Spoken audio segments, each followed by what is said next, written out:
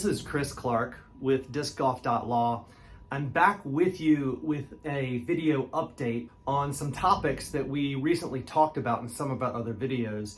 And this one in particular talks about the life cycle of our industry, the life cycle of the disc golf industry and how it plays into what we know from the history of industry in our country. There are certain phases that industries go through, and I talked about that in a previous video, and the ways that I perceive these phases are developing and playing out in disc golf. We got some exciting news recently that validates that observation, and I want to share it with you because with all the other stuff that's going on in disc golf right now, some of you may not have even been aware of this. When we talk about the most important companies in disc golf, who comes to mind? I'm not going to list them off, the ones that I would say, because I'm afraid I would leave some out. But we all know who they are, the recognizable brands. Would you have said Ventis Capital? Would you have said Equip Capital? Would you have even said Mountain Village?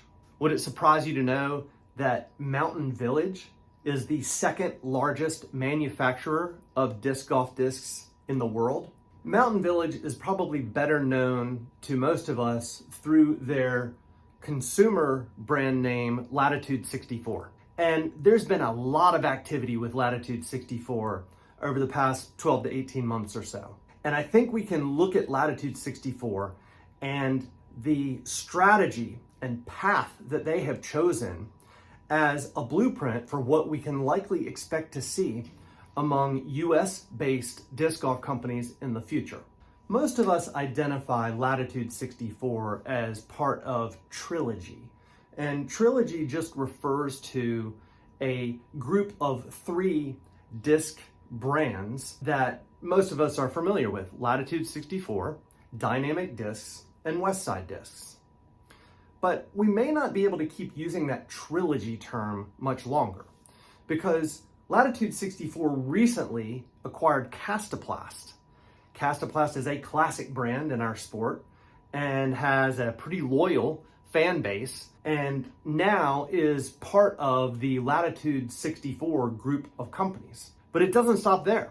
Latitude 64 has now also partnered with Discmania, and Discmania is now coming in under that Latitude 64 umbrella for manufacturing partnership and other synergies, if you'll forgive the term, that can come when you have 2 similar companies, competitors, frankly, that can sit down and figure out a way that they can work together, and that relationship ends up being greater than it would have been had they continued to operate individually and separately as competitors.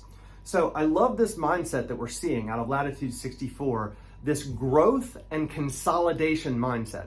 And that word consolidation is what keeps coming up for me here, because I believe we are in that phase. I think we're in that consolidation phase that we're starting to see now in disc golf. And let me tell you a little more about what I mean by that by drawing a comparison to some companies that all of us would recognize. First, let's take, for example, Walt Disney. Walt Disney is a company that's been around a long time. It is in an industry that's been around a long time. And therefore, it is not surprising that we look at Walt Disney and we see that over the years, there's been tons of consolidation. For example, most of you know that Walt Disney owns theme parks and various audio-visual entertainment endeavors. But specifically, we think about Walt Disney, we see that they own a lot of recognizable brands, many of which may not even be identified with Disney in the minds of consumers. For example, Disney owns Pixar, Marvel, Lucasfilm, 20th Century Films, ABC, ESPN, Hulu, the list goes on.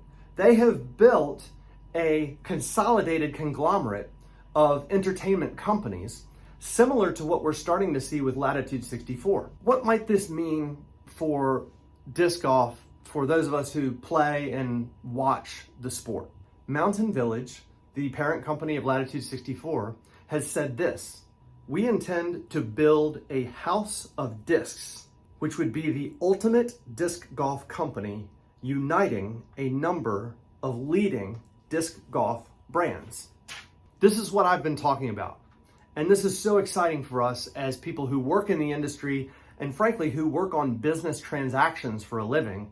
I would love to see this continue here in the US. And my hunch is it's already starting. There have to be conversations taking place, even if it's just informally. We're gonna see this in the years to come, I think in a really big way. And it's gonna mean some exciting, innovative partnerships in our sport. So keep an eye out for mergers and acquisitions and different strategic partnerships in our sport. And I'd love to hear from you. Let me know in the comments, who would you like to see partner up? What are some ideas for disc golf conglomerate companies? Who can we put together where when we get everybody all together and leverage all the things that they have going for them, that the sum would be greater than its parts? Let us know in the comments.